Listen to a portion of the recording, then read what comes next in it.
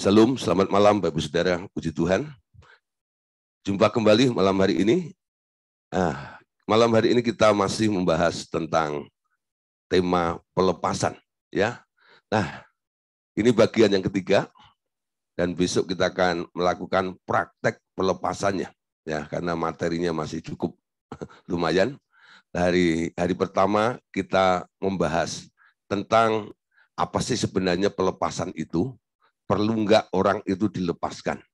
Ya, hari kedua kita telah belajar juga bagaimana Allah memberikan otoritas atau kuasa kepada setiap anak-anak Allah untuk bisa melepaskan baik dirinya sendiri maupun untuk orang lain.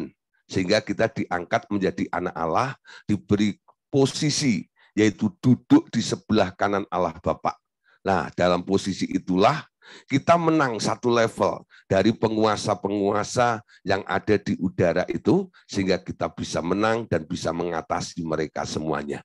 Nah, Bapak Surgawi juga menyediakan fasilitas, yaitu malaikat-malaikat surgawi yang disiapkan ketika roh-roh itu bermanifestasi, lalu mulai bereaksi, mungkin orang-orangnya bereaksi sekitar Anda, malaikat itu bisa membantu untuk menenangkan mereka dan mengatasi semuanya. Amin. Nah, saudara, malam hari ini kelanjutannya ya, kita kelanjutannya bagian yang ketiga ini. Nah, ini enggak kalah pentingnya, saudara. Nah, perlu diketahui khususnya bagi Bapak Saudara yang rindu untuk mengalami pelepasan, ya. Ada pertanyaan yang sering muncul dari beberapa orang. Pertanyaannya begini, dapatkah orang percaya dirasuk oleh roh jahat? Amin. Nah, saudara, dapatkah orang percaya dirasuk oleh roh jahat? Nah, jawabannya bagaimana? Kalau Anda sendiri mungkin masih bertanya-tanya, belum menemukan jawabannya, Anda tidak bisa menjawab. Tapi kalau Anda mungkin ditanya oleh orang lain, ya, dapatkah orang percaya dirasuk oleh roh jahat? Jawabnya bagaimana? Nah, saudara, ini penjelasannya. Banyak yang menolak kebenaran ini, bahwa orang percaya dapat dirasuk oleh roh jahat. Kebenaran tentang itu ya. Dengan dalih atau dengan berkata bahwa orang percaya tak mungkin dirasuki oleh roh jahat. Karena ada ayat dalam 2 Korintus pasal 6 ayat 14. Ayat ini menjadi andalan mereka untuk mereka menyanggah, sehingga ketika diberitahu bahwa roh-roh itu, roh jahat itu bisa masuk ke dalam tubuh orang percaya, mereka bilang nggak bisa. Karena ayat 2 Korintus 6 ayat 14. Ayatnya apa sih sebenarnya? Mari kita lihat bersama-sama ya. Ayatnya apa di sini? Nah, saudara, kita perhatiin 2 Korintus 6 14 dan ayat yang ke-17.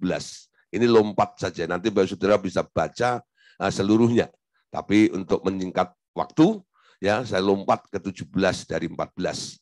Janganlah kamu merupakan pasangan yang tidak seimbang dengan orang-orang yang tak percaya. Sebab persamaan apa yang terdapat antara kebenaran dan kedurhakaan, atau bagaimana terang dapat bersatu dengan gelap. Sebab itu keluarlah kamu dari antara mereka dan pisahkanlah dirimu dari mereka, firman Tuhan. Dan janganlah menyentuh apa yang najis, maka aku akan menerima kamu. Ya, nah saudara, ada di sini. Atau bagaimana terang dapat bersatu dengan gelap. Orang percaya ya, disebut anak terang. Di dalam dirinya ada terang. Ya, nah ketika ditanya apakah roh jahat bisa masuk, roh kegelapan bisa masuk. Bukankah terang nggak bisa bersatu dengan gelap? Jadi karena dalih ini mereka berpikir bahwa roh-roh jahat tidak bisa masuk ke dalam tubuh orang-orang percaya itu. Tapi Bapak Saudara, ya, perlu diketahui bahwa ayat ini, ya, ayat di dalam 2 Korintus 6 ayat 14 sampai ayat yang ke-17 itu sebenarnya tidak berbicara masalah hadirnya roh jahat dalam diri manusia. Tapi Ayat ini berbicara tentang ikatan persekutuan atau persatuan atau kongsi atau sering buat nasihat bagi orang-orang anak muda yang sedang mencari pasangan hidup. Jadi sebenarnya ayat ini nggak mengena dengan antara roh jahat yang masuk ke dalam tubuh orang percaya. Ya, jadi konteks ayat ini sedang menegaskan tentang adanya ikatan persekutuan, persatuan atau kongsi atau pasangan hidup saja. Amin. Nah, saudara, tapi sejatinya kita lihat ya, ini fakta di dalam lapangan biasanya ya. Kita tahu bila hati seseorang mulai tidak mengasihi Tuhan, walaupun dia awalnya orang percaya, yang awalnya menggebu-gebu dengan Tuhan, tapi akhirnya semangatnya mulai kendor dan mulai kembali karena kecewa dan sebagainya, lalu mulai kasihnya kepada Tuhan itu mulai berkurang. Ya, jadi dikatakan bila hati seseorang tidak mengasihi Tuhan, sebaliknya mengasihi dunia, roh-roh dunia nanti akan menguasainya. Ya, nah saudara perhatikan ayat ini. Dalam 2 Timotius 4 ayat yang ke-9. Mari kita baca bersama-sama. Berusahalah segera datang kepadaku, karena Demas telah mencintai dunia ini dan meninggalkan aku. Ia telah berangkat ke Tesalonika, Kreskes telah pergi ke Galatia, dan Titus ke Dalmatia. Perhatikan saudara ya, ada orang-orang pengikut Tuhan ya. Ini muridnya Paulus, muridnya Timotius ya. Nah, ada orang namanya Demas ya. Dia telah mencintai dunia. Akibat orang mencintai dunia, dia sekarang meninggalkan Allah ya.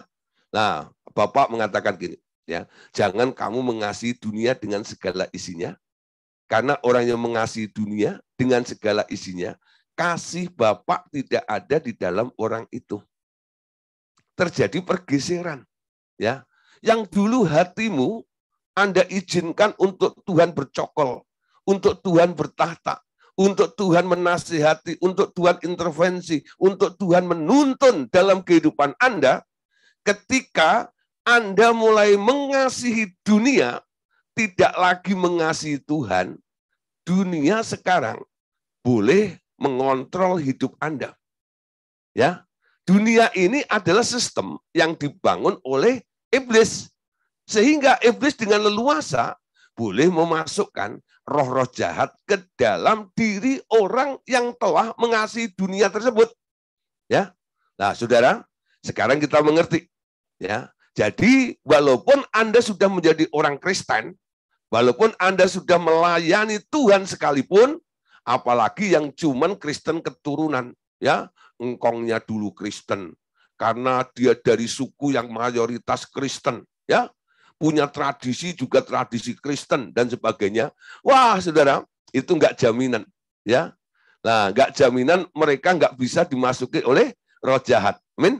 Nah, saudara, ketika sikap hati kita ini, kita mulai mengasihi dunia, disitulah kita membuka peluang untuk dunia boleh mengotori hidup kita. Disitulah iblis mulai memasukkan beraneka ragam dan berbagai macam roh-roh jahat masuk ke dalam diri orang tersebut. Amin. Nah, saudara, berikutnya. Roh jahat itu dapat tinggal di dalam jiwa seseorang. Kalau sudah masuk ya, ada di dalam jiwa seseorang. Sementara Roh Kudus berdiam di dalam roh orang itu. Nah, saudara ya. Jadi memang mereka split. Roh Kudusnya ada di dalam roh orang tersebut, tapi roh-roh jahat itu bercokol di dalam jiwa. Anda tahu apa itu jiwa? Jiwa itu adalah pikiran, emosi, dan kehendak. Betul? Nah, 3 daerah inilah yang dikuasai dan dirubah, dipengaruhi oleh roh jahat karena dia bercokolnya ada di daerah jiwa. Mungkin itu pikirannya, mungkin itu emosinya, atau mungkin itu juga perbuatannya juga, ya. Nah, tindakannya. Nah, saudara, jadi daerah jiwa ini sebenarnya adalah medan, ya, medan peperangan, area yang sering diinjak-injak, diacak-acak oleh si iblis, ya, dengan ditaruhnya roh jahat di tempat itu. Ada orang stres, itu enggak itu? Ada orang yang terus merasa tertuduh, terdakwa, terintimidasi, dan sebagainya. Ya, ada kecenderungan terus untuk melakukan hal-hal yang jahat. Niatnya itu selalu untuk melakukan hal-hal yang buruk itu. Dulu kalau melihat sesuatu dia bisa berpikir positif, tapi ketika kemasukan roh jahat itu, hal-hal yang baik sekalipun dia selalu berpikir tentang hal yang positif, yang negatif, ya. Nah, saudara, kadang-kadang ya dia tinggal di satu tempat, pada tempat itu indah sekali, ya. Tapi dia selalu merasa ada sesuatu yang mengganggu dalam kehidupannya. Nah, orang sebut kadang-kadang dia berhalusinasi, halusinasi, halusinasi, nah, halusinasi, nah, ya. Nah, diapalin dulu, halusinasi. Berhalusinasi, berkhayal, membayangkan hal-hal yang buruk selalu. Itu sebenarnya gambar-gambar yang ngirim siapa? Anda tahu ya? Gambar-gambar buruk itu siapa yang memutar? Sehingga jiwamu, perasaanmu, dengan pikiranmu boleh mendeteksi semua itu dan itu menjadi fakta real dalam kehidupan Anda. Seolah-olah ada di sekitar Anda, seolah-olah Anda melihat dan menghantui dalam hidup Anda. Beda dengan orang yang mencintai Tuhan, ya. Kalau orang mencintai Tuhan, apa yang dilihat? Taman yang indah, wajah malaikat-malaikat yang berterbangan menyertai dia. Kadang-kadang dia melihat terang yang luar biasa. Kadang-kadang melihat wajah Tuhan. Amin. Nah, itu bedanya, ya. Nah, orang mengasihi Tuhan cenderung untuk diisi dengan perkara-perkara yang benar, perkara-perkara yang mulia, perkara-perkara yang baik. Tapi ketika hatimu ambles karena mengasihi dunia itu, iblis intervensi, jiwamu mulai diacak-acak. Ya, pikiranmu diganggu, emosimu diganggu, nah sifat-sifat, ya, keinginan Anda untuk melakukan sesuatu juga orientasinya kepada perkara-perkara yang jahat saja. Amin. Nah, ini hati-hati, saudara. Yuk kita lihat ayat-ayatnya di sini, ya. Ada satu ayat yang boleh kita pegang di sini. Galatia 3 ayat 2 sampai ayat yang ketiga. Banyak orang nggak stabil dalam hidupnya ini. Sehingga Paulus mengingatkan jemaat di Galatia ini, dia katakan dalam Galatia 3 ayat 2 sampai ayat yang ketiga. Hanya ini yang hendakku ketahui daripada kamu. Jadi Paulus ini pengen cross check, ya, pengen mengetahui apa yang sebenarnya sedang terjadi dalam jemaat Galatia ini. Hanya ini yang hendakku ketahui daripada kamu. Adakah kamu telah menerima roh karena melakukan hukum Taurat atau karena percaya kepada pemberitaan Injil? Adakah kamu sebodoh itu? Kamu telah memulai dengan roh. Maukah kamu sekarang mengakhirinya di dalam daging? Jadi Bapak Saudara, Anda nggak bisa mengenang masa lalu Anda. Mungkin 10 tahun yang lalu, Bapak Ibu Saudara menjadi orang yang sangat rohani. Ya.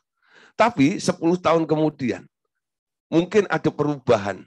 Karena Anda mulai mengasihi dunia, sehingga perbuatan daging, sifat daging, karakter daging mulai menguasai kehidupan Anda. 10 tahun yang lalu Anda menjadi orang yang rohani. Sekarang 10 tahun kemudian ternyata Anda menjadi orang yang rohana. Ya, menjadi orang yang kedagingan. Dulu semuanya Anda bergantung kepada roh. Anda selalu berpikir, kalau Roh Kudus gak memberikan konfirmasi, kalau nggak digerakkan oleh Tuhan, kalau belum mendapatkan signal dari Tuhan, aku nggak mau memutuskan sesuatu. Aku nggak mau berbuat sesuatu. Tapi lambat laun, saudara, karena pengalaman-pengalaman, lama-lama Anda melihatnya, kan begini cara berhasilnya. Lalu pimpinan Roh Kudus mulai Anda abaikan. Anda hidup dengan pengalaman, sebuah mekanisme. Ya, walaupun itu pengalaman rohani. Tapi saudara, bukan berarti pengalaman rohani itu bisa Anda ulang dengan kekuatan Anda sendiri. Ya. Nah, kalau mungkin satu hari cara Allah menolong Anda itu seperti ini. Besok kalau Bapak Saudara punya masalah yang sama, Anda jangan pakai cara yang sama itu. Ya. Kalau kemarin Roh Kudus caranya begini, hari ini pasti caranya seperti ini. Nggak bisa, Saudara. Ya. Anda tanya lagi, Roh Kudus mungkin punya cara yang berbeda. Karena setiap masalah itu kadang-kadang yang mempengaruhi jenis rohnya berbeda juga. Ya, nah Roh Kudus yang menyelidiki segala sesuatu, dia yang mengetahui segala sesuatu itu, dia akan melakukannya menurut caranya sendiri. Jangan sampai terjebak dengan pola. Amin. Ya, jadi pengalaman masa lalu nggak bisa dijadikan sebagai standar. Oh, kalau menolong orang itu pasti begini. Ya, itu pernah saya lakukan. Kalau saya melayani, kalau saya pernah berhasil melakukan pelayanan, mendoakan orang gitu ya. Nanti kalau ada orang yang punya masalah yang sama, pola yang sama dari orang lain itu kadang-kadang saya pakai untuk orang itu. Ya, dan luar biasa hasilnya gagal. Dan hasilnya gagal. Ketika hasilnya gagal, saya tanya Tuhan, Tuhan, kenapa yang satu Engkau sembuhkan? Tapi yang ini kenapa tidak? Ya, nah disitulah Roh Kudus bilang gini, ya, kamu pakai caramu sendiri, menurut pengalamanmu, ya. Aku punya cara, karena setiap orang itu punya masalah yang berbeda. Mungkin case-nya sama, betul nggak itu? Tapi akar persoalannya kadang-kadang satu dengan yang lain berbeda juga. Izinkan Roh Kudus untuk menyelidiki segala sesuatu kepada orang yang punya masalah tersebut, lalu Roh Kudus nanti akan memberitahukan kepada Bapak Saudara bagaimana cara menyelesaikan masalah tersebut. Amin. Ini cara yang tepat, ya, yang harus dilakukan dan dikembangkan oleh kita semuanya. Amin. Nah, Saudara, sekarang kita lihat 1 Timotius 5 ayat 14 sampai ayat yang ke-15. Karena itu aku mau supaya janda-janda yang muda kawin lagi, beroleh anak, memimpin rumah tangganya, dan jangan memberi alasan kepada lawan untuk memburuk-burukan nama kita. Karena beberapa janda telah terseret mengikuti iblis. Ya, lah saudara perhatikan di sini Paulus menganjurkan, ya, pada waktu itu mungkin saudara sedang musim janda-janda error, ya. Jadi Paulus akhirnya mengambil sikap, ya, dia berkata, aku mau supaya janda-janda yang muda kawin lagi, beroleh anak, memimpin rumah tangga, dan jangan memberi alasan pada lawan untuk memburukkan nama kita. Kenapa, saudara? Karena kala itu banyak janda-janda yang suka meleter. Ya, tahu meleter, jadi datang ke tetangganya sesama janda gitu ya, nah, sesama janda ngumpul, janda-janda muda terus ngerumpi, saudara ya, ngerumpi gitu ya. Lah apa yang diomongin ini? Wah, kakak petak, telur banyak saudara situ ya. Karena apa? Bertelur semuanya. Nah, melihat kondisi seperti itu, Paulus tegas, janda-janda muda, mending kamu kawin aja. Tapi kalau sudah apa di atas 50 gitu, nggak usah kawin lagi lah. Yang di bawah 40 gitu ya, janda di bawah 40 bolehlah gitu ya. Nah, tapi kalau udah di atas 40, 50 gitu, udahlah mending Anda sekarang hidup untuk Tuhan saja. Amin. Ya, tapi walaupun mungkin Anda mungkin jadi janda umur 25, 30, tapi kalau Anda mengambil komitmen untuk hidup untuk Tuhan juga nggak apa-apa. Ada beberapa orang ya, saya ingat dulu Pak Andreas itu duda. Nah, ketika istrinya meninggal, dia langsung bernazar, aku tidak akan menikah lagi. Aku serahkan hidupku kepada Tuhan. Ya, nah ada beberapa orang. Nah, janda-janda ada juga. Ya, nah, saya punya orang tua, ibu saya juga begitu. Ya, ketika bapak saya meninggal, dia ambil sikap membesarkan 4 anak. Saya anak nomor 1. Waktu itu saya baru kelas 2 SMP. Adik saya masih kecil. Dia ambil sikap, ya, untuk melayani di kampung, gitu kan, sebagai janda. Tapi dia bisa membesarkan anak-anaknya. semuanya. Dan puji Tuhan semuanya jadi orang maksudnya ya. Dan saya menghargai orang-orang yang punya sikap seperti itu ya. Bukan berarti orang tersebut menantang nasihat daripada Paulus ini. Tapi khusus saudara, janda-janda yang masih suka lirik sana, lirik sini, segala macam itu ya, ganggu lingkungan, ganggu rumah tangga orang lain itu tabok aja. Lalu bilang, kawin aja lagi loh, bilang gitu loh, daripada bikin reseh kayak begini itu enggak ya? Nah, kenapa? Ya, ini sebenarnya memberikan alasan kepada lawan. Nah, ini saudara ya, dalam pelayanan kadang-kadang kita melihat kalau ada alasannya, saya sering pakai istilah landasan, ya. Landasan dibuat untuk sesuatu mendarat, bukan? Jadi roh-roh jahat itu bisa intervensi, bisa masuk ke dalam tubuh orang hidup, ya, ke dalam manusia, ya, baik itu roh orang mati maupun dari roh-roh jahat kuasa iblis sekalipun, itu kalau ada alasannya, ada landasannya. Jangan pernah bikin landasan, walaupun Anda merasa aku sudah hafal ayat dari Kejadian sampai Wahyu. Wah, saudara, ada orang sombong. Gara-gara hafal Kejadian sampai Wahyu, dia nggak waspada. Kalau saya nggak apa-apa bikin landasan, saya kan ayatnya banyak, gitu lah. Nah, saudara, nggak bisa, saudara. Tetap, ya enggak. Sebuah landasan akan diincar oleh si iblis untuk intervensi kepada orang hidup tersebut. Amin. Nah, kalau ada satu gedung ya, di atasnya ada helipad gitu. Nah, nanti helikopter akan mendarat di situ ya. Nah, ada lapangan terbang. Pesawat mendaratnya ada di situ. Kalau ada pesawat terbang itu mendarat di hutan, itu namanya jatuh. Ya, mendarat di lautan, itu mah jatuh atau darurat. Nah, sebenarnya apa? Mereka mendarat ya di tempat yang memang sudah disediakan oleh itu. Lalu sebab itu, jangan pernah memberi alasan kepada lawan. Jangan memberi kesempatan kepada iblis. Jangan berpikir negatif, jangan ngomong salah. Ketika Anda berpikir negatif, itu juga landasan. Kekhawatiran, kebimbangan, kecemasan, ya. Itu harus cepat-cepat Anda atasi sebelum iblis nanti mengendalikan hidup Anda. Ya. Orang bisa cemas, orang bisa khawatir, ya. Tapi jangan Anda terus tinggal di dalam kekhawatiran itu. Ketika hal itu mulai terbangun dalam kehidupan Anda, kekhawatiran, kecemasan, ya, Anda harus cepat bongkar itu kecemasan. Anda harus cepat bongkar itu kekhawatiran. Dengan berkata, aku tak perlu khawatir, aku tak perlu cemas karena ada Tuhan Yesus di dalam hidup saya. Amin. Itu artinya perkataanmu membongkar bangunan yang sedang terjadi di dalam kehidupan Anda.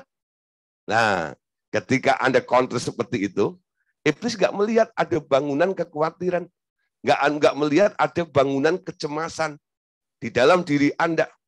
Ya. Saya sering kalau ketemu ada orang khawatir, cemas, bimbang, dan ragu itu, saya cuma bilang ini, cemas, ragu, bimbang, khawatir kok dipelihara. Ya, buang saja, saya bilang gitu. Tapi Pak, loh, bukan ya, dia nggak suka tapi nggak mau buang. Itu kadang-kadang manusia itu dilemanya di situ. Nggak suka khawatir, nggak suka cemas, nggak suka bimbang, nggak suka ragu, suruh buang nggak mau, enggan untuk membuangnya. Amin. Ketika Anda enggan membuangnya dan itu berlama-lama di dalam kehidupan Anda, nanti sebentar akan ada yang bersarang, ya, dan itu akan bertambah, volumenya akan bertambah, manifestasinya akan semakin kuat di dalam kehidupan Anda. Amin. Nah, Bapak Saudara. Kira-kira apa saja? Kalau ada landasan, ada alasan, roh-roh jahat itu bisa masuk ke dalam tubuh atau kehidupan manusia ini. Nah, saudara, kita harus bisa membedakan sini ya. Kadang-kadang ada namanya roh jahat. Dan juga tak tertinggal, ya. Juga kadang-kadang arwah.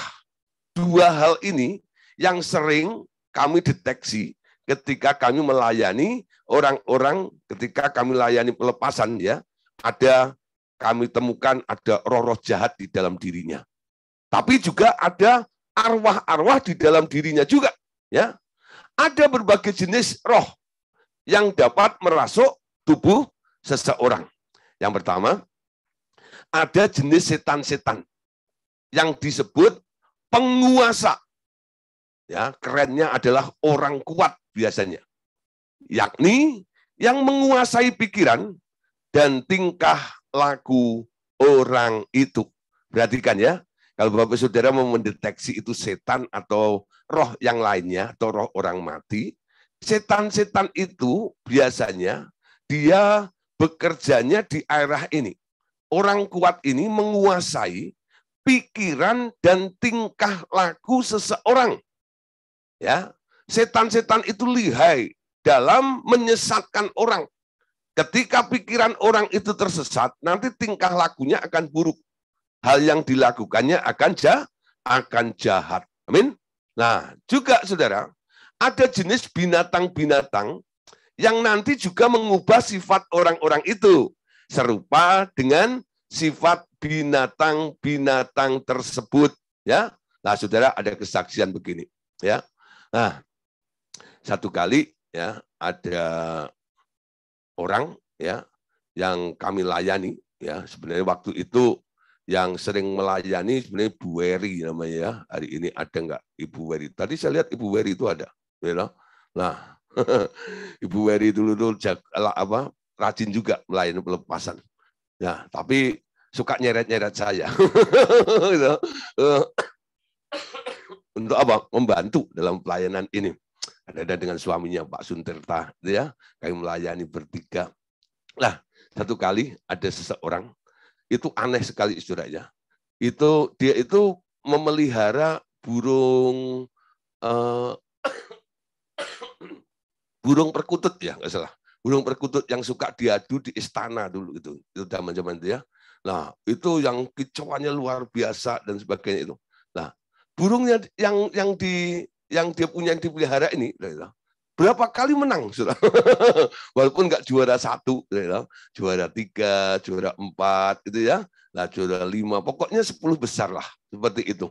Jadi dia semakin pelihara burung itu, ya, tiap hari dia rawat burung itu. Nah, satu kali saudara, ya, orang itu sakit, saudara ya. Orang itu sakit, lalu Bu Heri itu suruh mendoakan. Lalu dipanggil saya juga, akhirnya kita datang ke rumah itu. Nah, saudara, anaknya cerita begini, ya, Pak, ada yang aneh. Itu, ya, dia itu kan pelihara burung, Pak. Ya, burung perkutut itu. Ya, burungnya selalu menang, Pak. Itu kalau burungnya seger, Pak. Dia seger, Pak. Nanti kalau burungnya sakit, dia sakit, Pak. Ya loh, aneh banget. Gitu loh. Nanti kalau burungnya kepanasan gitu ya, lalu mulai masuk ke dalam, itu kan di dalam sangkar ada air minumnya gitu ya. Burungnya masuk ke situ tuh. Nah, itu yang punya itu masuk ke kamar mandi gak keluar-keluar. Loh, ngapain? Berendam di bak kamar mandi. Anda lihat tuh ya. Apa yang terjadi pada burung yang dipelihara itu, itu ternyata mempengaruhi orang itu. Ya, yang mempengaruhi orang itu sampai akhirnya sudah orang itu penyakitnya lebih parah lagi, terus dibawa ke rumah sakit Pertamina. Nah, saya menengok lagi ke sana, lalu saya doain lagi gitu ya. Nah, zaman dulu itu belum macet Jakarta, jadi Tangerang, gitu, Jakarta Selatan, Pusat, dan dulu naik mobil cepet banget lah dulu. Gitu. Oh, sekarang wele itu nggak tahu. Nah, sudah. Nah, akhirnya sampai di sana. Terus saya teringat ketika ketemu dengan anaknya, Roh Kudus mengingatkan, gimana burung itu? Burungnya gimana? Ya di rumah, Pak. Ini kayaknya ada kaitan dengan burung itu. Ya, coba sekarang, ya. Ginilah, burung itu mungkin coba titipin aja ke saudaranya, pindahin dulu dari rumah itu, ya. Nah, terus kita nanti akan putuskan hubungan papi kamu ini dengan si burungnya itu. Nah, saya baru ngomong seperti itu padahal di luar kamar rumah sakit, ya. Ketika kami masuk, Gitu loh. Ini orang tua ini, ya si bapak ini, gitu loh, langsung ngomong sama anaknya, burung itu jangan diapa-apain ya. Mana sudah? Loh. Jadi langsung kerasa kalau burungnya mau dieksekusi. Seperti itu ya. Nah, saudara, ini benar-benar sudah. Jadi kadang-kadang gitu loh, binatang-binatang yang sudah sudah tertancap di dalam jiwa Anda itu, karena mungkin Anda sangat sayang dan berharap, ya. Nah, saudara, dengan burung itu, ya, itu sudah melebihi, ya, lebih istrinya aja, gitu ya. Cintanya lebih daripada itu. Nah, ternyata saudara, roh daripada burung itu bisa intervensi ke dalam tubuh orang hidup itu juga. Ya, ini salah satu contoh aja. Artinya apa? Roh-roh binatang itu bisa bermanifestasi di dalam tubuh orang hidup. Dengan apa? Dengan mengekspresikan sifat-sifat binatang itu. Nah, itu binatangnya masih hidup. Ada juga, saudara, ya, orang-orang yang suka koleksi. Kadang-kadang di rumahnya, ya, itu banyak pajangan-pajangan seperti itu. Lalu biasanya di dekat ruang tamu gitu, nanti ada harimau yang kulitnya itu diisi ya dengan apa namanya, kapas atau apa begitu, sehingga kayak harimau beneran seperti itu ya. Padahal dalamnya nggak ada dagingnya, itu udah diganti kain atau apa begitu. Lah, itu juga mahal mereka beli ya. Karena apa? Untuk memperoleh kulit harimaunya aja berapa? Benar nggak ya? Nah, yang nangkep kan itu taruhannya nyawa juga. Mahal itu, saudara, ya. Nah, saudara, orang-orang yang punya pajangan seperti itu, kadang-kadang di dalam rumah tangganya mereka akan ada sifat-sifat buruk yang terjadi. Ya, suasana rumahnya mungkin kayak neraka. Ya, panas. Ya, pengennya marah terus, berantem terus satu dengan yang lainnya. Nah, saudara, kalau Anda melihat ada gejala-gejala seperti itu, coba cek ada gambar harimau atau ada patung harimau atau tidak. Ya, nah beberapa kali saya jumpai keluarga-keluarga yang selalu berantem terus begitu. Ternyata ada itu roh harimau yang suka marah. Wow, gitu ya. Ketika kami bereskan, kami buang barang-barang tumpasnya, harimau-harimau itu kami bakar, kami buang keluar dari rumah orang itu. Nah, apa yang terjadi? Kami doakan, kami lepaskan, kami putuskan ikatan batinnya dengan benda-benda itu. Sifatnya berubah. Jadi orang punya sifat jahat karena apa? Kena transfer. Ada roh binatang yang masuk ke dalam tubuh orang itu. Ya. Nah, ada orang yang kelakuannya kayak binatang. Ya, tanpa disadari nih. Contoh ya. Ada orang belajar kungfu. Wah, nih. Ya, orang bilang Cina ngamuk, kungfu. Ya, jurusnya Anda tahu ya? Ada jurus monyet, betul nggak ya? Ada yang jurus kera monyet sama aja nih ya. Ya, monyet ya. Lah, jurus ayam. Jurus badak, jurus gajah itu enggak. Nah, saudara, kenapa dinamai jurus monyet? Dulu orang-orang yang menciptakan jurus itu, dia belajar dari monyet. Dia perhatikan monyet, betul nggak ya? Dia ikutin gerakannya, ya. Ternyata dia pakai seperti itu, ya. Nah, lama-lama dikembangkan, semua orang yang mau tuh ikutin gerakan si monyet itu. Nah, saudara, sebenarnya orang yang belajar kungfu lalu menerapkan jurus monyet, sebenarnya kemasukan roh monyet, saudara. Ya, kemasukan roh monyet apa? Gerakan monyet sekarang mendominasi orang itu. Gerakan itu menjadi andalan, menjadi kekuatan bagi dia. Amin. Nah, masih banyak jurus-jurus yang lainnya, saudara. Ada jurus naga, gitu ya. Nah, belajar dari naga matok gitu, bagaimana mendesis gitu. Gayanya mirip seperti ular gitu. Nah, orang seperti itu, ya, karena dia ada kemiripan seperti itu, roh yang mirip akan cepat nempel. Itu menjadi alasan. Itu menjadi landasan. Roh-roh yang mirip merasa ada. Aku ada di situ. Aku boleh dong nempel di situ. Amin. Nah, roh-roh binatang itu bisa masuk ya ke dalam diri orang-orang tersebut. Amin. Nah, saudara, satu kali saya punya teman seorang hamba Tuhan, ya, dia lebih senior dari saya. Dulu ketika pertama kali saya masuk Jakarta, dia sering mengajak saya pelayanan. Lalu karena istrinya ini belum bertobat, ya, benar orang Kristen, ya, tapi orang Batak, tapi belum bertobat benar. Jadi nggak suka kalau suaminya pelayanan. Jadi kalau ada teman-teman pelayanan datang, istrinya itu sewot. Jadi suaminya itu bilang begini, teman saya itu bilang gini, kamu nanti nggak usah masuk ke rumah ya, tunggu di depan rumah. Nanti kita akan jalan sama-sama. Karena dia yang punya mobil, waktu itu kita belum punya kendaraan. Jadi kita beberapa orang yang mau pelayanan bareng sama orang ini, nunggu di luar rumahnya. Ya, udah loh Pak, kita udah datang. Oh iya, bentar lagi ya, mau pakai sepatu nih. Bentar lagi. Saya pikir ya 5 menit udah keluar gitu. Tunggu di depan pagar. Bisa sampai setengah jam, 3/4 jam. Kadang-kadang 1 jam. Saudara. Ngapain? Ini cowok. Saudara. Kalau cewek saya maklum. Betul nggak? Saudara? Bedaan aja mesti 5 cm. Betul nggak? Saudara? Nah, itu ngatur belokan-belokan alis dan sebagainya itu kan lama juga. Betul nggak? Saudara? Tapi kalau cowok kan habis sisiran aja. Betul nggak? Saudara? Nah, saya itu kalau mau pergi dengan anak-anak gitu, anak-anak mandi dulu semua, loh. Mereka udah dandan beres gitu, saya baru mandi, loh. 10 menit saya beres, itu enggak loh. Kalau saya mandi duluan, gitu ya, mereka baru mandi gini-gini 2 jam sudah, loh. Saya keringetan lagi, ya. Nah, sudah. Ini cowok, sudah itu. Itu saya dan teman-teman itu nunggu bisa 3/4 jam, setengah 1 jam. Nah, satu kali istrinya pergi ke luar negeri, jadi kami bisa masuk ke dalam. Ya, waktu kami masuk ke dalam, lalu teman saya bilang gini, karena teman-teman kita ini semuanya ikut pelajaran Revival to Time Ministry, jadi ngerti tentang barang tumpah.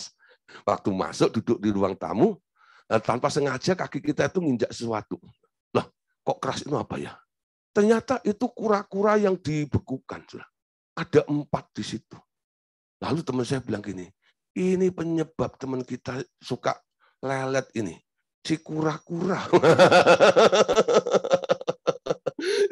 Kura-kura itu ternyata punya karakter gitu loh, atau sifat lelet, betul? Ya, ingat ya, lelet. Loh. Nanti kalau ada orang lelet itu cari loh, di kantongnya ada kura-kura enggak? Di rumahnya ada kura-kura enggak? Kenapa? Roh binatang itu sifatnya bisa nempel dan terjadi di dalam diri orang tersebut ya. Nah, kenapa saya jelaskan begini?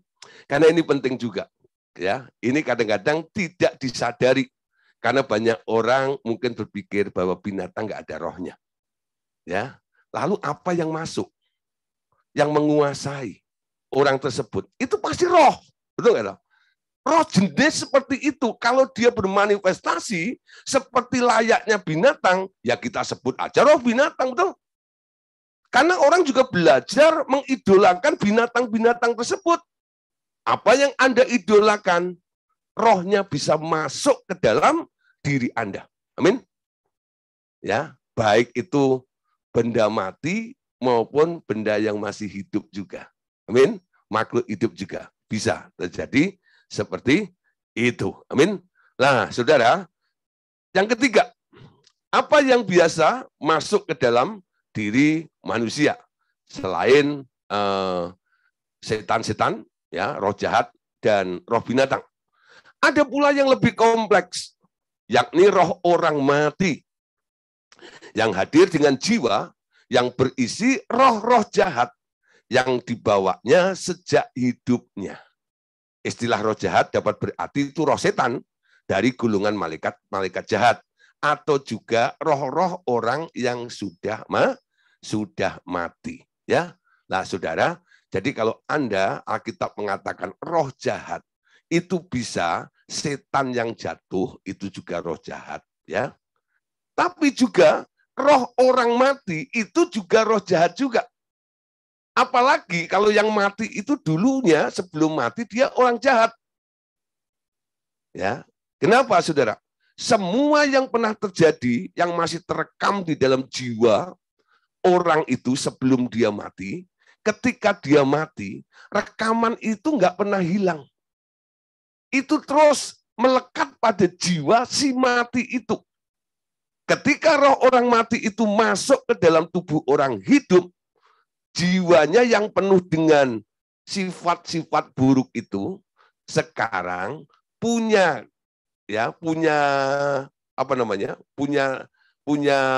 tempat atau sarana untuk mengekspresikannya. Karena sifat-sifat dalam jiwa ini, kalau orang itu punya tubuh, ya, nanti tubuhnya dipakai untuk mengekspresikan apa yang ada di dalam jiwa itu. Ya.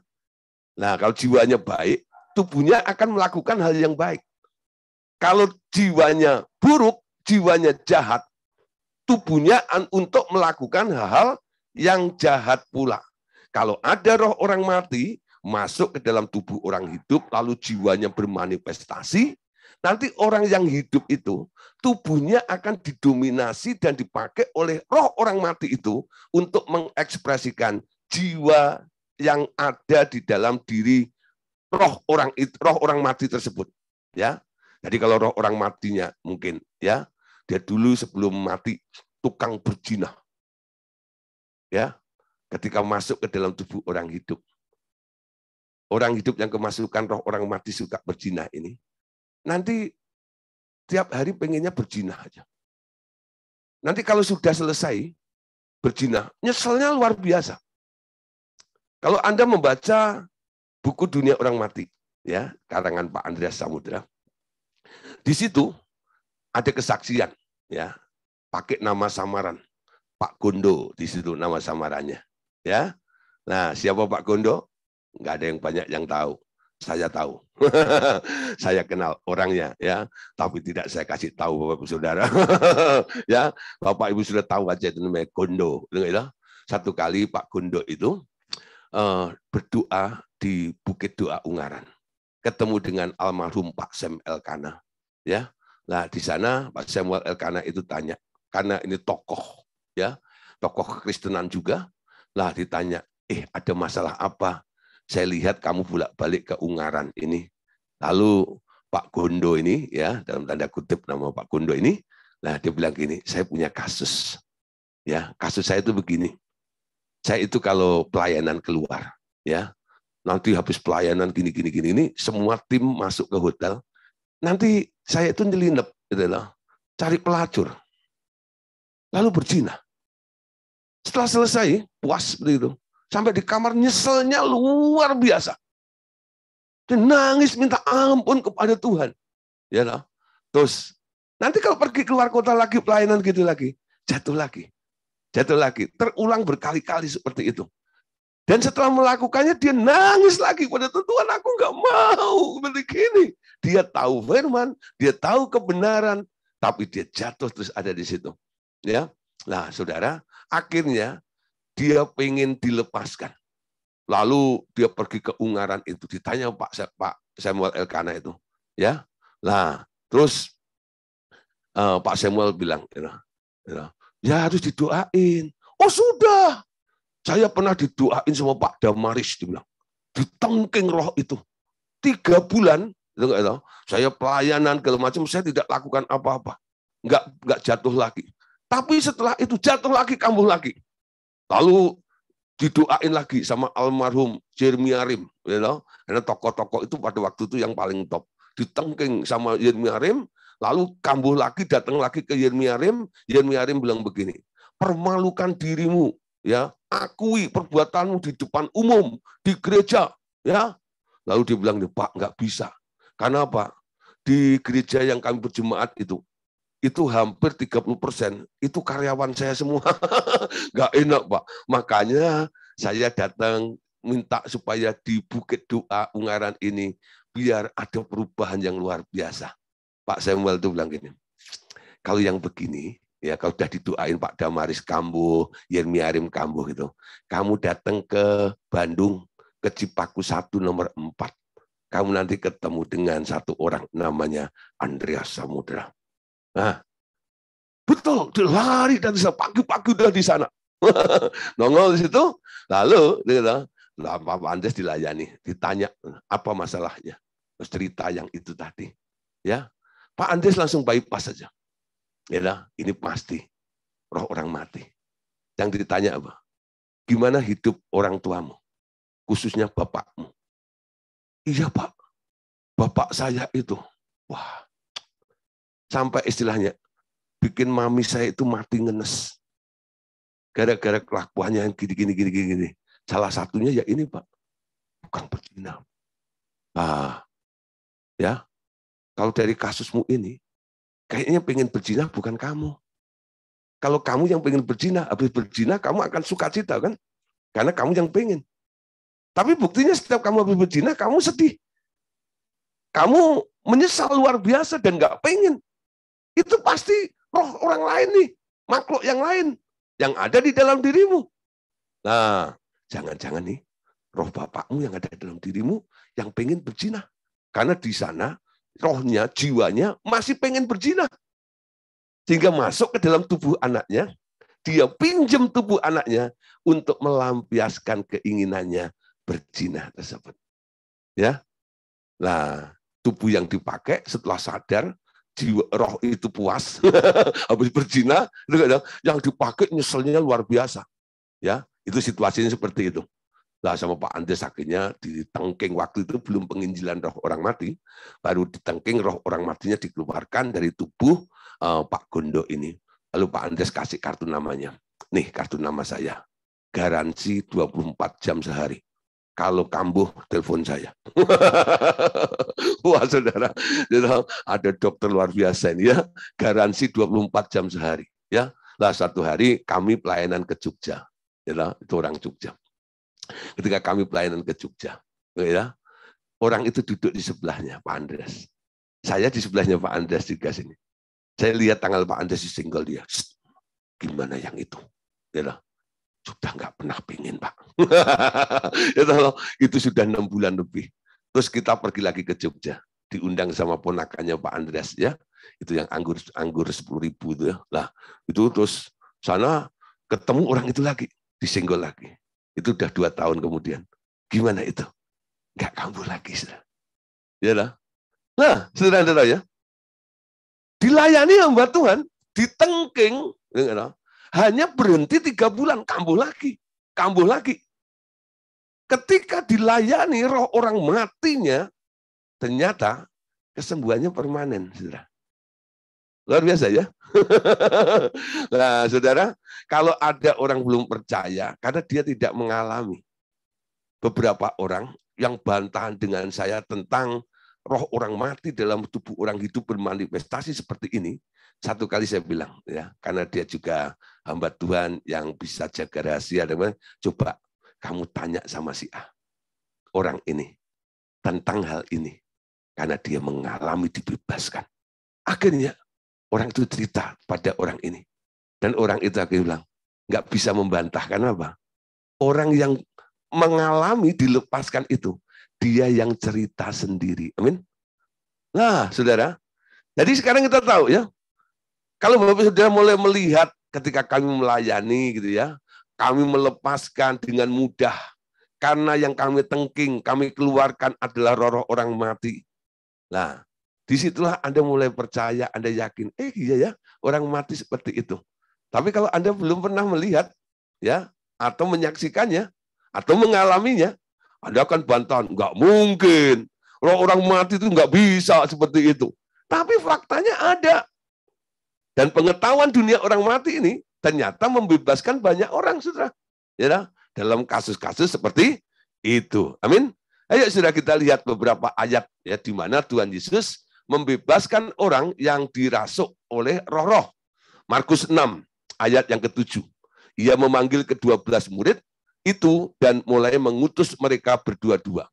Ia memberi mereka kuasa atas roh-roh jahat. Ingat, kita juga muridnya Tuhan. Amin. Dia mengutus kita juga ya dan memberikan kepada kita kuasa atas roh jahat. Amin. Kemarin juga kita sudah bahas ada perlengkapan yang diberikan oleh Tuhan untuk kita pakai ketika kita melakukan pelayanan-pelayanan melawan roh-roh jahat tersebut. Efesus 6, 11-12. Kenakanlah seluruh perlengkapan senjata Allah supaya kamu dapat bertahan melawan tipu muslihat iblis. Karena perjuangan kita bukanlah melawan darah dan daging, tetapi melawan pemerintah-pemerintah, melawan penguasa-penguasa, melawan kuasa-kuasa dunia yang gelap ini, melawan roh-roh jahat di udara. Ya, jadi perlawanan kita adalah melawan makhluk-makhluk roh. Amin. Nah, makhluk-makhluk roh. Nah, saudara, Matius 12 ayat 28 sampai ayat yang ke-30. Tetapi jika aku mengusir setan dengan kuasa roh Allah, maka sesungguhnya kerajaan Allah sudah datang kepadamu. Amin. Jadi ketika kita mengusir kuasa roh Allah, kuasa setan dengan kuasa roh Allah, sebenarnya kita sedang menghadirkan kerajaan Allah. Nah, kerajaan Allah itu terdiri dari apa? Kerajaan Allah bukan sekedar perkataan, ya, tapi dari kuasa. Amin. Kuasa Allah. Nah, kuasa itulah yang sanggup untuk mengusir, melepaskan seseorang. Amin. Atau bagaimanakah orang dapat memasuki rumah seseorang yang kuat dan merampas harta bendanya apabila tidak diikatnya dahulu orang kuat itu. Sesudah diikatnya, barulah dapat ia merampok rumah itu. Siapa yang tidak bersama aku, ia melawan aku. Dan siapa tidak mengumpulkan bersama aku, ia mencerai-beraikan. Amin. Nah, saudara, dalam pelayanan ini kita di backup oleh Tuhan. Kita bersama dengan Tuhan. Nah, saudara, jadi kita diberi kuasa yang luar biasa. Besok Anda lihat ya, ketika banyak masalah apapun yang Bapak Ibu Saudara sedang alami, ketika kuasa Allah itu dilepaskan, semua bentuk-bentuk setan, ya, roh-roh apapun yang sedang bercokol menguasai di dalam kehidupan Anda, mungkin itu sudah menaun dalam kehidupan Anda, menjadi tabiat dalam kehidupan Anda sekalipun, ketika kerajaan Allah itu dihadirkan, kerajaan Allah itu dimunculkan di tempat itu. Kalian percaya, kerajaan Allah itu ibaratnya seperti terang, ya. Ketika terang itu hadir, semua jenis sisi kegelapan itu harus keluar, harus hilang. Amin. Nah, saudara, tentang roh orang mati, ayatnya ini ya, Imamat 20 ayat 27. Apabila seorang laki-laki atau perempuan dirasuk arwah atau peramal, pastilah mereka dihukum mati, yakni mereka ya harus dilontari dengan batu dan darah mereka ya tertimpa kepada mereka sendiri. Itu ayatnya saja. Tentang roh orang mati sudah kita bahas ya. Nah, berikutnya ya, roh-roh jahat yang masuk ke dalam tubuh orang hidup ini ya, itu mengakibatkan banyak hal, saudara ya. Contoh begini. Ada yang namanya roh kelemahan tubuh ya. Apa yang menyebabkan tubuh orang itu jadi lemah? Roh apa yang membuat tubuh seseorang menjadi lemah? Ada jenis roh jahat yang mengakibatkan penyakit-penyakit atau kelemahan-kelemahan tubuh. Pada umumnya itu adalah roh-roh orang mati atau roh-roh yang berbentuk binatang. Ya, apa itu roh kelemahan tubuh? Matius pasal 10 ayat 11. Yesus memanggil ke-12 muridnya dan memberi kuasa kepada mereka untuk mengusir roh jahat dan untuk melenyapkan segala penyakit, perhatikan ya, dan segala kelemahan. Jadi dalam diri seseorang ini kadang-kadang ada yang namanya roh jahat. Ada yang namanya penyakit ya. Penyakit itu mungkin karena pola hidup atau karena virus ya dan sebagainya. Nah, Saudara, itu namanya penyakit, bukan roh jahat ya. Ada juga ya, orang mengalami sakit karena tubuhnya lemah. Segala kelemahan. Bagaimana terjadinya roh-roh itu atau orang itu jadi lemah? Contoh dalam Lukas pasal 13 ayat yang ke-11. Di situ ada seorang perempuan yang telah 18 tahun dirasuk roh sehingga ia sakit sampai bungkuk punggungnya. dan tidak dapat berdiri tegak lagi. Ya, lah saudara, dirasuk roh sehingga ia sakit selama 18 tahun dirasuk roh. Ya, lah saudara, roh apa yang merasuk? Nah, dalam bahasa Inggrisnya dipakai kata spirit of infirmity. Nah, ini adalah roh kelemahan tubuh, ya, roh kelemahan, ya, roh yang membuat lemah. Nah, saudara, roh apa yang masuk ke dalam tubuh orang ini yang membuat orang ini lama-lama menjadi bongkok seperti ini? Nah, saudara, ya kebanyakan roh-roh yang membuat kelemahan seperti ini, yang hadir biasanya roh-roh orang mati. Ya. Jadi bisa juga orang yang tadinya tegap ini, ketika kemasukan roh orang mati, ternyata roh orang matinya itu adalah roh orang mati yang bongkok juga. Ya, nah, roh orang mati yang bongkok ini, ya, ketika masuk ke dalam tubuh orang yang tegap ini, memaksa, ya, si orang yang tegap ini untuk ngikutin pola, ya, dari roh si mati itu. Saya bongkok, kamu harus bongkok ya. Nah, lama-lama dia bongkok, dan terus, ya. Nah, itu berapa lama? Selama 18 tahun itu prosesnya terjadi, ya. Jadi nggak langsung bongkok ketika kemasukan itu, ya. Jadi ada kurun waktu selama 18 tahun itu, roh ini berhasil membuat perempuan ini akhirnya menjadi bongkok seperti itu. Karena apa? Ada spirit of infirmity, ya. Jadi roh kelemahan tubuh karena hadirnya roh-roh orang mati. Yohanes 5 ayat 5. Di situ ada seorang yang sudah 38 tahun lamanya sakit, ya. Jadi ada orang sudah 38 tahun sakit, ya, di kolam Bethesda ini. Ternyata si lumpuh yang disembuhkan oleh Tuhan Yesus ini ternyata penyakitnya karena apa? Karena, ya, sudah 30 tahun dirasuk oleh kelemahan tubuh, roh kelemahan tubuh itu. Nah, jadi dia kemasukan roh orang mati lumpuh. Ya, orang mati lumpuh itu, ya. Nah, sebenarnya apa yang dilakukan oleh Tuhan Yesus? Sebenarnya Yesus keluarin roh orang matinya itu dan suruh orang ini untuk bangun, berjalan, angkat tilamnya. Amin. Markus pasal 9 ayat 25. Ketika Yesus melihat orang banyak makin datang berkerumun, ia mengusir roh jahat itu dengan keras. Hai, kau roh yang menyebabkan orang menjadi bisu dan tuli. Aku memerintahkan engkau, keluarlah dari anak ini dan jangan memasukinya lagi. Nah, kemarin sudah kita bahas, ya. Ternyata orang ini kemasukan juga roh orang mati yang bisu tuli, ya.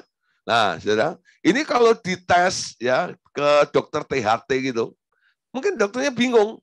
Ya, telinganya normal, enggak, ya. Nah, saudara, dia sebenarnya lidahnya juga enggak kelu, gitu.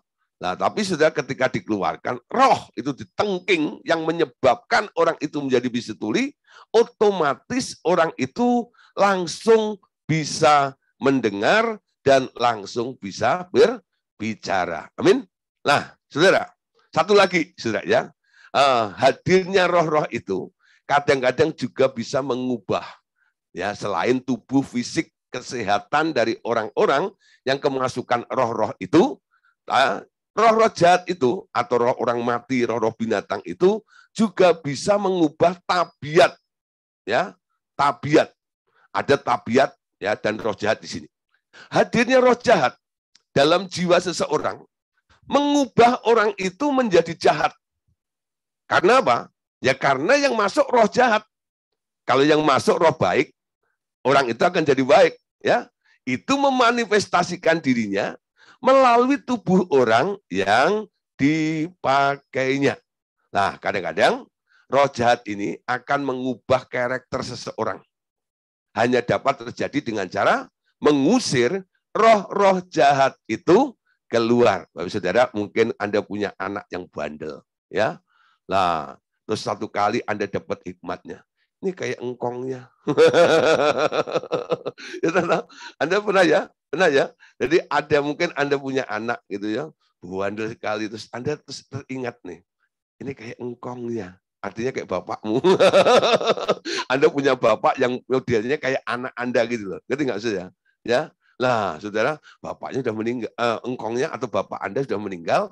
Nah, itu terus anak Anda ini, gitu loh, kok punya tabiat, sifat, karakter mirip sama dia. Bandelnya sama kayak begitu. Lah, saudara, kira-kira ini, ya toh, bagaimana menyembuhkan atau memulihkan, membenahi anak Anda seperti itu. Nah, kebanyakan orang kan di training ya, dididik, dulu ada namanya character building, itu enggak ya? Nah, kalau enggak dihukum efek jera istilahnya, ya. Itu secara orang dunia kan begitu. Supaya orang kapok gitu ya. Nah, terus dihukum efek jera gitu ya. Nah, saudara, mungkin dia tidak melakukannya, tapi bukan berarti sifat itu sudah hilang dalam dirinya ya. Dia nggak melakukannya karena takut Anda gebuk. Dia takut karena apa? Anda ancam nggak dikasih uang saku. Betul nggak ya? Tapi sifat itu masih tertanam di dalam orang itu kan? Dalam anak itu. Nah, bagaimana mengeluarkannya? Jangan hanya melihat manifest dari anak ini sudah nggak melakukannya. Padahal rohnya masih ada di dalam anak itu. Tuh. Ngerti maksud saya, Bapak Saudara? Ya. Jadi kalau Anda gunakan efek jera, anak itu nggak melakukannya karena takut jatah uang sakunya nggak keluar, banknya tutup, enggak ya? Nah, akhirnya dia pura-pura nih, supaya demi uang saku, enggak. Walaupun dia pengen marah, pengen bandel, pengen membantah, makanya dia nurut. Tapi saudara, satu kali Anda lengah di luar kontrol Anda, bandel lagi nggak dia? Bandel lagi, karena apa? Karena itu masih ada. Dorongan itu dalam dirinya masih ada. Anda harus tuntaskan, bereskan sampai akarnya. Apa yang menyebabkan anak saya ini jadi bandel seperti ini? Kalau ada kemiripan dengan engkongnya, jangan-jangan ini roh engkongnya ini. Nah, Anda bisa bereskan kalau pengertian tentang dunia orang mati sudah Anda dapat. Amin. Ayo roh engkongnya keluar dalam nama Tuhan Yesus. Ya. Nah, jangan tinggal dalam cucumu lagi. Cucumu adalah miliknya Allah. Dia diubah menjadi seperti Allah. Punya karakter ilahi. Karakter yang mulia. Karakter yang benar. Karakter yang menurut dan sebagainya. Lalu Anda mulai bernubuat untuk anak Anda tentang hal-hal yang baik dan sebagainya. Usir dulu nih pengendalinya. Ya, yaitu roh-roh yang menguasai dirinya. Nggak tahu itu siapa. Ini hanya contoh-contoh saja ya. Tapi mungkin itu juga benar dalam kehidupan Anda. Nah, paling nggak contoh ini bisa juga membebaskan Bapak Ibu Saudara nantinya. Amin. Nah, kenapa saya begini? Saya ini kok ngalami nasib seperti kayak emak saya atau tante saya yang sudah meninggal. Jangan-jangan nih. Ada nggak ya? Nah, nanti minta hikmat Roh Kudus. Betulkah itu? Ya, nah, seperti ini. Dan nanti Anda terbuka saja. Ya, nanti kalau kami ajak menyanyi, jiwaku terbuka untukmu Tuhan. Buka lebar-lebar untuk Tuhan. Jangan buka lebar-lebar untuk iblis. Amin. Jangan buka lebar-lebar untuk dunia ini. Biarkan Tuhan nanti yang bereaksi, membereskan di dalam kehidupan Bapak Ibu Saudara semuanya. Amin. Nah, saudara, jadi ini penting ya. Banyak perkara yang bisa kita pelajari untuk malam hari ini. Ya, oke, lanjut. Roh-roh yang menguasai alam pikiran seseorang juga dapat ditengking keluar hingga pikiran orang itu menjadi benar. Ada roh-roh pengendali pikiran, ya, dikendalikan oleh roh orang-orang kuat biasanya, ya. Nah, ini nanti bisa juga nih kalau ditengking roh kendali pikiran, keluarnya dalam nama Yesus. Nah, saudara yang suka dikendalikan oleh orang-orang kuat ini, Anda juga bisa mengalami kelepasan nantinya, ya. Nah, Kolose 3 ayat 5 sampai ayat yang ke-8. Karena itu matikanlah dalam dirimu segala sesuatu yang duniawi, yaitu percabulan, kenajisan, hawa nafsu, nafsu jahat, dan juga keserakahan yang sama dengan penyembahan berhala. semuanya itu mendatangkan murka Allah atas orang-orang yang tidak taat. Dahulu kamu juga melakukan hal itu ketika kamu hidup di dalamnya. Tetapi sekarang buanglah semuanya ini, yaitu marah, geram, kejahatan, fitnah, dan kata-kata kotor yang keluar dari mulutmu. Amin. Ada yang perlu dimatikan. Apa yang dimatikan? Sesuatu yang duniawi. Percabulan, kenajisan, hawa nafsu, nafsu jahat, serakah, ya, penyembahan berhala. Amin. Itu akan mendatangkan murka Allah, dan itu adalah bentuk ketidaktaatan. Ya. Nah, juga buanglah semua kalau masih ada di dalam diri Bapak Ibu Saudara semuanya, yaitu marah, geram, ya, kejahatan, fitnah, dan kata-kata kotor yang keluar dari mulutmu. Ya, mungkin Bapak Saudara ya yang suka kadang-kadang sedikit-sedikit babi, monyet, kambing. Ada yang suka begitu ya? Kok ngangguk? Kok ngangguk? Nah, jangan-jangan malam ini sudah terdeteksi. Ada kata-kata kotor yang suka keluar ya. Karena apa? Anda suka keragunan sih. Mengamati itu ya. Semua jenis-jenis bin Atang itu. Anaknya Pak Atang. Bin Atang sana ya. Nah, akhirnya keluar kotor-kotor. Mungkin juga Anda memaki orang. Itu enggak dan sebagainya. Suka cenderung untuk cepat ya seperti itu. Nah, jangan-jangan itu juga ya, ada kendali-kendali pikiran di situ ini, roh-roh najis yang ada dalam diri Anda. Nanti kalau ditengking Anda ya terbuka aja, relakan, aku mau buang ya. Yang perlu dimatikan Anda matiin, yang perlu dibuang kalau Anda nggak bisa buang sendiri, besok ada tukang sampah keliling ya. Nah, bawa gerobak besok itu lah. Deng-dong. Bukain tempat sampah Anda gitu ya. Anda bangun tidur tempat sampah Anda udah bersih gitu ya. Nah, Saudara, ya. Jadi bisa ibaratnya seperti itu. Ya, Anda yang kantongin sendiri di kantong kresek itu ya, taruh di depan rumah Anda. Ya, tukang sampah lewat ya sekali nyah keluar semua perkataan kotor itu. Lalu langsung keluar sendiri. Amin. Ya. Dengan mudah. Karena apa? Pengertian ini sudah Anda dapat dan Anda sudah mengerti dan Anda siap untuk dibersihkan, untuk dibereskan semuanya. Amin. Nah, berikutnya, Saudara. Roma 1 ayat 28. Nah, ini lagi, Saudara ya. Dan karena mereka tidak merasa perlu untuk mengakui Allah, maka Allah menyerahkan mereka kepada pikiran-pikiran yang terkutuk. Ada, Saudara, ya. Jenis pikiran-pikiran terkutuk. Kenapa? Karena tidak mengakui akan Allah. Ya, terlalu sombong. Biasanya orang-orang yang penuh dengan inovatif, ya. Nah, kreativitasnya tinggi biasanya, ya. Nah, merasa dirinya bisa mencipta banyak hal seperti itu. Menjadi orang yang sombong. Maka Allah menyerahkan mereka kepada pikiran-pikiran yang terkutuk sehingga mereka melakukan apa yang tidak pantas. Di sini konteksnya ya, laki-laki bersetubuh dengan sesama laki-laki, perempuan bersama. Terjadi lesbi dan homoseks itu ya. Nah, ini sebenarnya pikiran-pikiran yang terkutuk ya. Di luar nalar, di luar habitatnya ya. Harusnya laki-laki dan perempuan ya. Ini laki sama laki suka bereksperimen seperti itu. Nah, Saudara, ini nanti juga mungkin bukan hal gay atau banci atau lesbi atau homoseks, mungkin ada perkara yang lain. Nah, tentang pikiran-pikiran terkutuk, Bapak Ibu Saudara juga boleh buang bersama-sama nanti. Markus 5 ayat 2 sampai 5. Baru saja Yesus turun dari perahu, datanglah seorang yang kerasukan roh jahat dan kuburan menemui dia. Orang itu tinggal di sana dan tidak ada seorang pun lagi yang sanggup mengikatnya, sekalipun dengan rantai.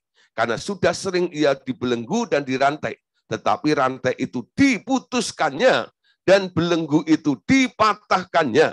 Sehingga tidak ada seorang pun yang cukup kuat untuk menjinakkannya.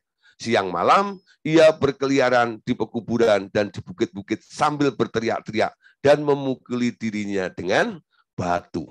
Ini jelas, saudara. Ya, karena jumlahnya banyak, namanya legion. Legion itu satu legion itu adalah pasukan, ya, ribuan masuk ke dalam satu tubuh. Nah, itu adalah roh orang mati sebenarnya.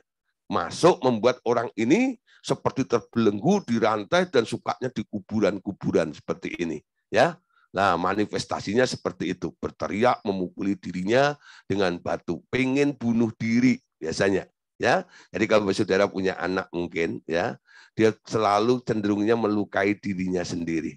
Mungkin saudara, ya, kasusnya, mungkin itu dilukai orang lain, ya. Dilukai orang lain itu cuman apa namanya? Cuman satu permulaan aja, titik permulaan dari persoalan itu.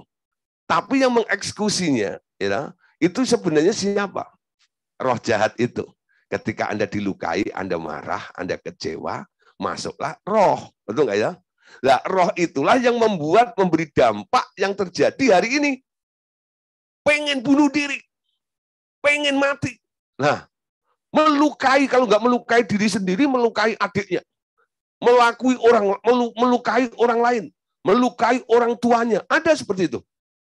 Nah, itu ternyata kerasukan roh orang mati. Ya, seperti orang gila di Gadara itu. Betul nggak ya? Mungkin anakmu nggak segila itu. masih dalam taraf biasa seperti ini ya. Karena apa? Roh orang matinya nggak sebanyak yang di Gadara itu. Ya. Nah, saudara, coba ya mulai persiapkan banyak. Besok kalau harus dilepaskan yang ini, oke, ya. Markus 5 ayat 6 sampai 8. Ketika ia melihat Yesus dari jauh, berlarilah ia mendapatkannya lalu menyembahnya dan dengan keras ia berteriak, "Apa urusanmu dengan aku, hai Yesus, Anak Allah yang Maha Tinggi? Demi Allah jangan siksa aku." Karena sebelumnya Yesus mengatakan kepadanya, "Hai engkau roh jahat, keluar dari orang ini." Kemudian ia bertanya kepada orang itu, "Siapa namamu?" Jawabnya, "Namaku Legion, karena kami banyak." Legion itu legiun, ya.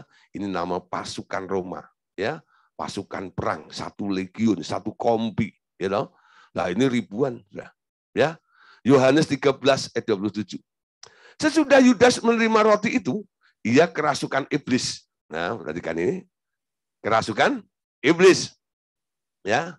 Lalu Yesus berkata kepadanya, "Apa yang hendak kau perbuat? Perbuatlah dengan segera." Ya. Perbuatlah dengan segera. Nah, saudara, pengaruh daripada iblis masuk ke dalam diri seseorang, ini notabene murid Yesus. Namanya Yudas. Enggak ya? Nah, saudara, harusnya murid Yesus melakukan apa? Ketika disuruh berbuat. Harusnya memberitakan Injil dong. Harusnya menyembuhkan orang sakit, membangkitkan orang mati seperti 5 komando itu kan. Pergi, tahirkan orang kusta, sembuhkan orang sakit. Tapi apa yang dilakukan oleh Yudas? Sekarang pergilah, ketika sudah dapat perjamuan kudus itu, perbuatlah. Apa yang diperbuat? Dia jual gurunya. Dia bunuh Yesus. Nah, siapa yang nyuruh? Kira-kira. Nah, saudara-saudara ya, yang nyuruh adalah iblis yang masuk. Jadi kalau orang kemasukan iblis, dia akan melakukan instruksinya iblis seperti si Yudas itu, melawan Allah, membunuh Tuhan Yesus, menjual Tuhan Yesus seperti itu. Ya. Nah, ini contoh-contoh saja. Coba nanti malam Bapak Ibu Saudara mulai merenungkan. Ya.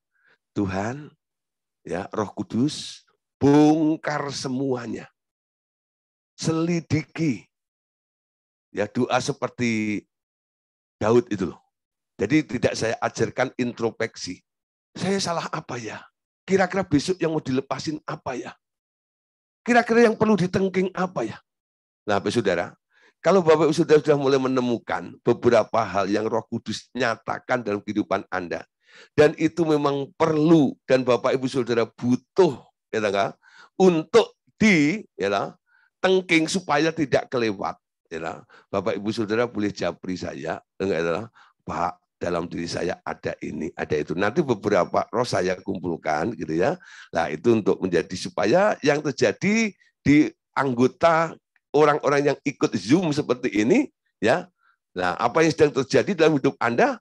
Nah, biasanya kalau orang datang pada saya konseling dulu, betul nggak? Nah, kami nggak sempat untuk konseling pribadi karena orang banyak seperti begini. Nah, jadi Bapak Ibu Saudara sendiri aja, ya. Nanti, Pak, dalam diri saya ini ada gini. Dan nanti saya kumpulkan, ya lah. Ini. Dan nanti saya tengking secara massal besok itu ya.